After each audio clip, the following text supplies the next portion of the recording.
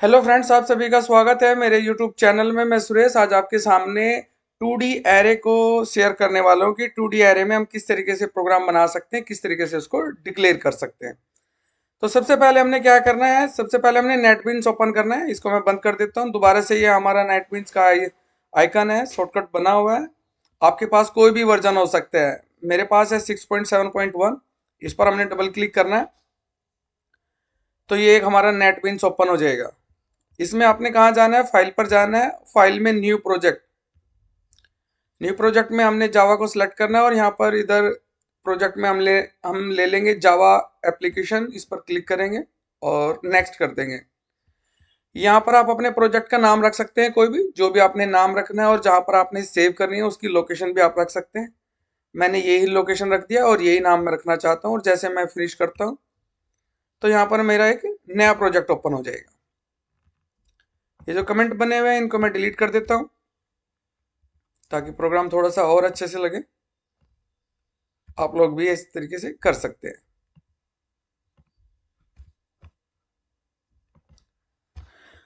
तो फ्रेंड्स, इसमें आज हमने करना है कि 2D एरे किस तरीके से डिक्लेयर करेंगे और कैसे हम उसको प्रोग्राम बना सकते हैं उसमें। हम मेन फंक्शन के अंदर आएंगे। ये सभी तो आपको पता है, पब्लिक क्लास मेन क्या होता है, पब्लिक स्टैटिक वॉइड मेन क्या होता है, हमने इसे पहली वाली क्लास में पढ़ा था। तो आज बस सीधा एरे से करते हैं। तो एरे की डिक्लेरेशन कैसे करते हैं, हमने एक एरे बना दी, एरे का नाम डाल दिया हमने ARR। इसके अंदर हमने दो तरह के इस तरीके से हमें डालने पड़ेंगे, ब्रैकेट, न्यू, एंड, और इसके अंदर हमें साइज देना पड़ेगा एरे का कि एरे का क्या साइज है।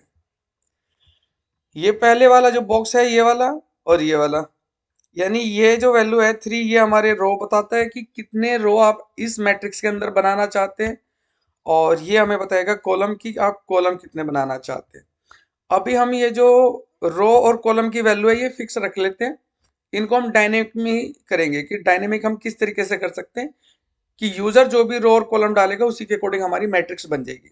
लेकिन अभी हमने फिक्स कर दिए, वो भी मैं आपको आगे बताऊंगा। वीडियो में एंड तक आप बने रहें। हमने यहाँ पर एक मैसेज डाल दिया प्रिंट कराने के लिए। जिस तरीके से हमने यहाँ एक मैसेज डाला है, हमने यहाँ पर डाल दिया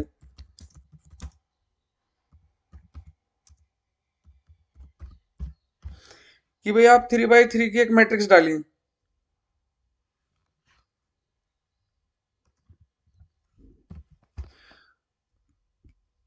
उसके लिए हमने दो वेरिएबल ले लिए, आई और जे, और यहां पर हमने लूप लगा दिया। एरे का जो इंडेक्स होता है वो 0 से स्टार्ट होता है और हमने डाल दिया <3 तक और i++। <3 तक क्यों? क्योंकि मेरे पास जो रो है वो 3 है, लेकिन 0 से स्टार्ट होगा तो 0, 1,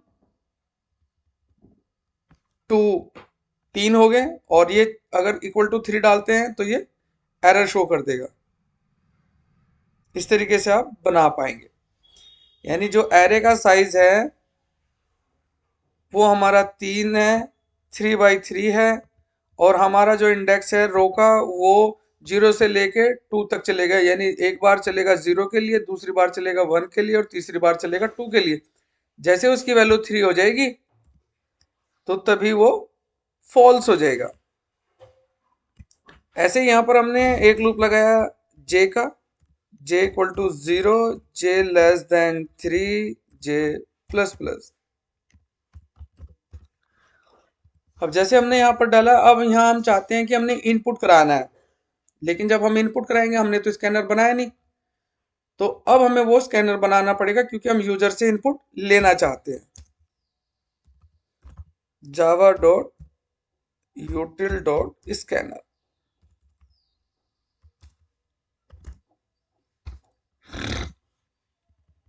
इस तरीके से हम बना पाएंगे। यहाँ पर स्कैनर क्लास का हमने एक ऑब्जेक्ट बना दिया।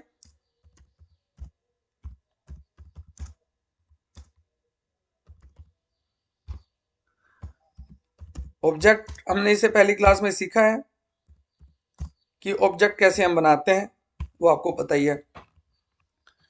स्कैनर क्लास हमने एक ले लिया, ये स्कैन उसका एक ऑब्जेक्ट बना दिया, न्यू से उसको मेमोरी एलोकेट करा दी और ये इसका यहाँ पर यहाँ ऑब्जेक्ट क्रिएट हो गया।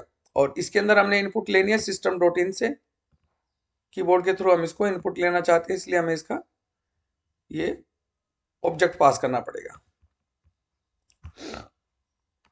तो हमने यहाँ ले रखा है एरे, तो अब हम यहाँ क्या डालेंगे, आई और J equal to scan dot next int, यानी ये हमसे 9 इनपुट ले लेगा। 3x3 की एक मैट्रिक्स के अंदर ये हमसे इनपुट ले लेगा, 9 नंबर ये हमसे मांगेगा, 9। उसको मैंने कॉपी पेस्ट कर दिया है ताकि जो हमने इनपुट कराई है उसको प्रिंट कैसे करेंगे मैट्रिक्स को। हमने डाल दिया कि जो मैट्रिक्स हमने एंटर कराई है उसको हमने प्रिंट करना चाहते हैं।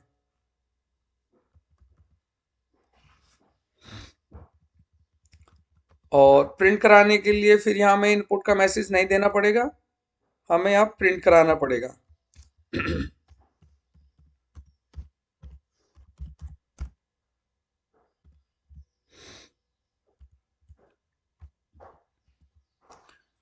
हमें यहाँ डालना पड़ेगा ARR I और J। हम थोड़ा गैप देना चाहते तो प्लस डाल के हम /t यानी हम टैब दे देंगे। और मैट्रिक्स को नेक्स्ट लाइन में भी लाना है तो हम यहाँ पर अब प्रिंट एलन डाल देंगे, बस सेव करेंगे और इसको रन कर देंगे। राइट क्लिक करके हमने यहाँ रन कर दिया। ये मैट्रिक्स पूछ रहा है कि भाई 3x3 की मैट्रिक्स डाल दीजिए, हमने यहाँ इसके उनके नंबर डाल दिए, एलिमेंट डाल दिए। 9 डालेंगे तो जैसे 9 डाल के हम एंटर करते हैं तो आप देखेंगे कि हमारी जो मैट्रिक्स है वो प्रिंट हो जाएगी। इस तरीके से आप 2x2 की मैट्रिक्स जो है या 3x3 की मैट्रिक्स जो है, 4x4 की जो मैट्रिक्स है, इस तरीके से आप इनपुट ले सकते हैं। मैट्रिक्स में इस तरीके से आप इनपुट कर सकते हैं, लेकिन ये इनपुट तो फिक्स होगी। जैसे एरे का साइज ना, एक ये फिक्स कर दिया 3x3। यूजर डिफाइन कैसे करें? अगर मैंने यूजर से डिफाइन करना है कि मैं चाहता हूं कि ये जो 3x3 मैट्रिक्स है ये मैं यूजर से इनपुट कराऊं कि कितना रो है और कितना कॉलम है मैट्रिक्स के अंदर, तो उसको भी कर सकते हैं हम। उसको करने के लिए हमें क्या करना पड़ेगा, बस थोड़ा सा चेंज करना पड़ेगा। उसमें हमने क्या किया, हमने दो वेरिएबल ले लिए, एक रो ले लिया और एक कॉलम ले लिया। आर ले लिया हमने रो के लिए और सी ले लिया हमने कॉलम के लिए। इस तरीके से आप भी ले सकते हैं, वेरिएबल कुछ भी हो सकते हैं। लेकिन अब यहां पर हमने एक मैसेज प्रिंट करा दिया, यहां एक मैसेज प्रिंट करा देंगे।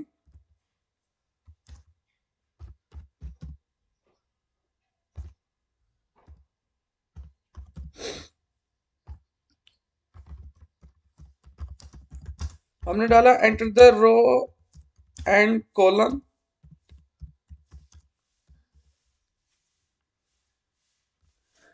एंटर द साइज, ये लिखेंगे enter the size of row and column in a matrix.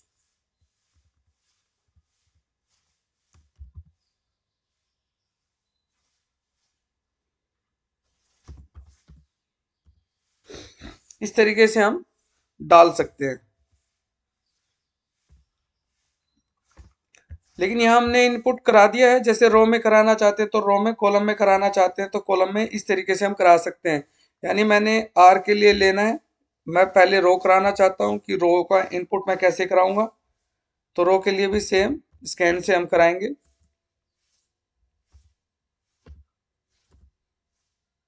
Next int, इस तरीके से हम डाल सकते हैं।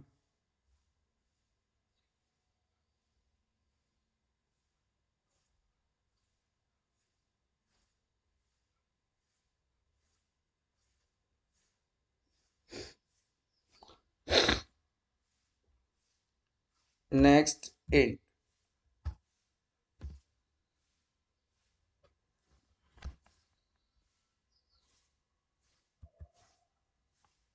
ऐसे कॉलम के लिए हम कर सकते हैं।